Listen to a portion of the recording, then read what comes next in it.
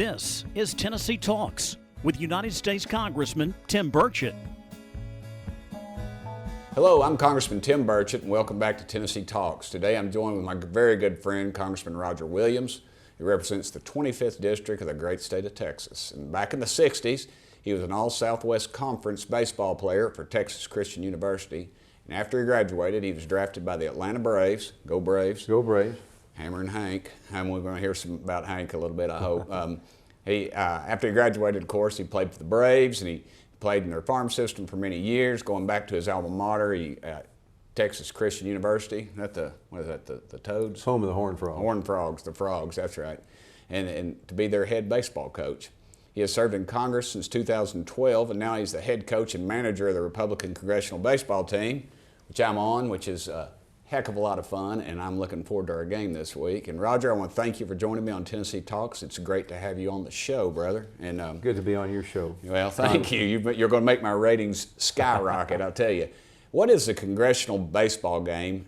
Tell me about it. I guess it started back in when, the 20s maybe, or well, something? it actually started in 1909, isn't that something? Oh, wow. Okay. And it's been, it just keeps getting bigger and bigger. It's a charity event, which is the most important thing. We'll raise over $2 million for charity. And it's local? It's the local kids? Boys and girls and clubs, that sort Right. of thing, locally. And I think the last I heard we had 34,000 tickets sold for Thursday night. How many? At Nat Stadium, 34,000.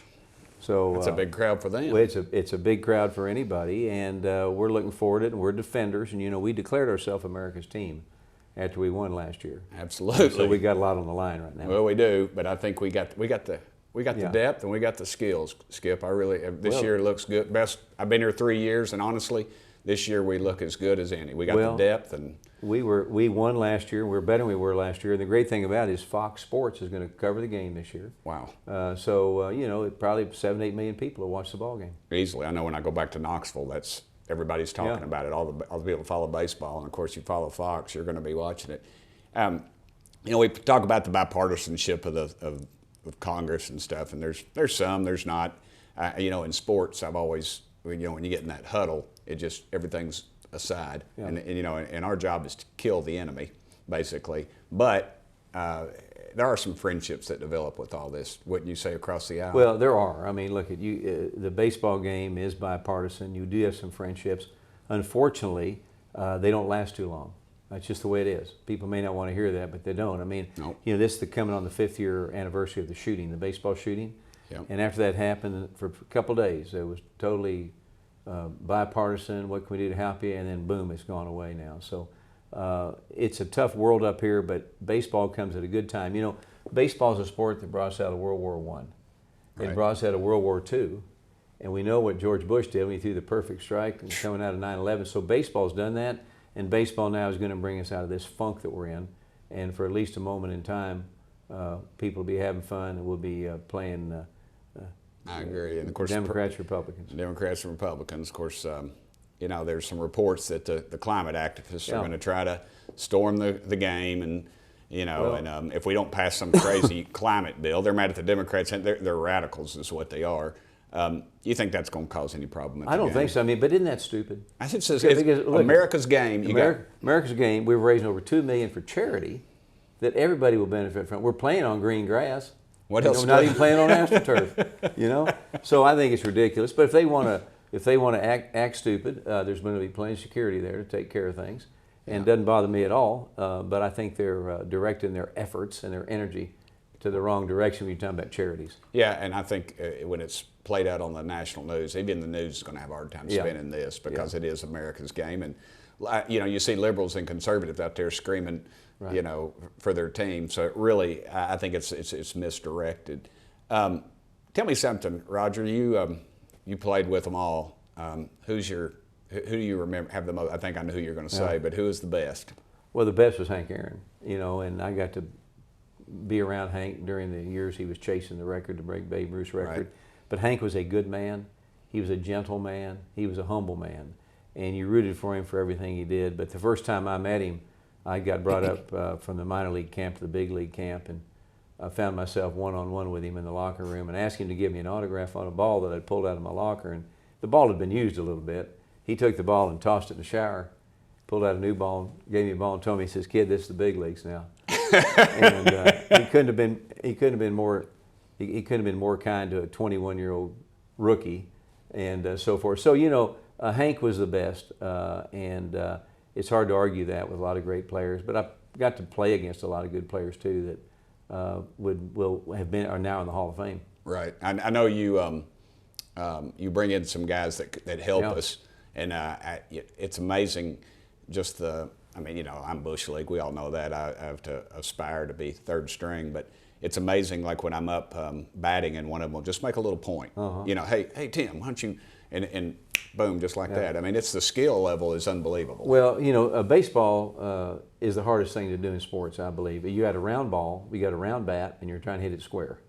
That's hard. And it's the only industry that you can fail 70% of the time and go in the Hall of Fame, because if you're hitting 300 in Major League Baseball, you're a Hall of Famer.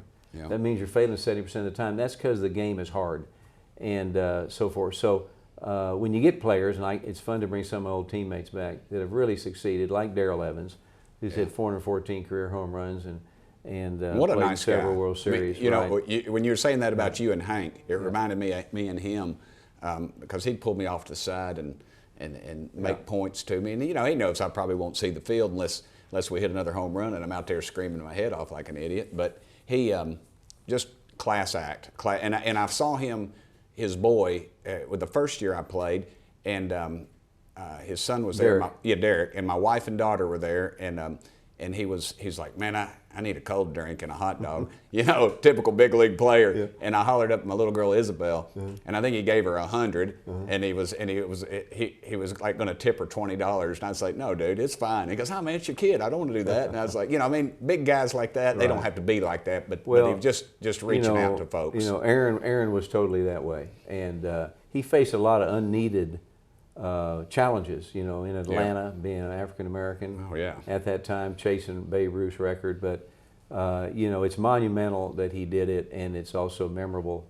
of what we all remember what it looked like when he came around second base and came home with his mother waiting for him at home plate. Yep. Couldn't ask for anything cooler. That is America. Well, we're on a limited time scale. I said I'd get you out here. You got any questions you want to ask of me, Skip? Well, I just want to say to your listeners, it's great to serve with you. You're a great conservative.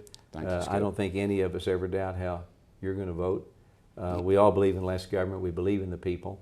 Coming from Tennessee, and you come from Tennessee, me from Texas, we're kind of hooked at the hip. We are. And we're glad that Davy Crockett and some of them slid over at night over into Texas. But you're an excellent patriot. You're a great American, and we love our country, we love our family, we love baseball. Well, I'm looking forward to the game, as I know that most of the country is. And of course, I'm also, as you've stated many times, I am the eye candy for the baseball team. Well, you're the guy we want getting off that airplane, walking through that airport. That's right. I appreciate it. Can't play, but looks good. I look good doing it, though. Well, I want to thank you. It's going to bring us together, and we're going to raise a ton of money for some good kids, and that's a great thing. And I'm Congressman Tim Burchett. I'm joined with my good friend Roger Williams. I want to thank y'all so much for listening to and watching this episode of Tennessee Talks. Thank y'all for sending me here. Thank you. Thanks for listening to this episode of Tennessee Talks. Please subscribe to the show on Apple Podcasts, Spotify, or wherever you listen to your podcasts. Keep up with Congressman Burchett by following Rep. Tim Burchett on Twitter and Instagram, and Congressman Tim Burchett on Facebook and YouTube.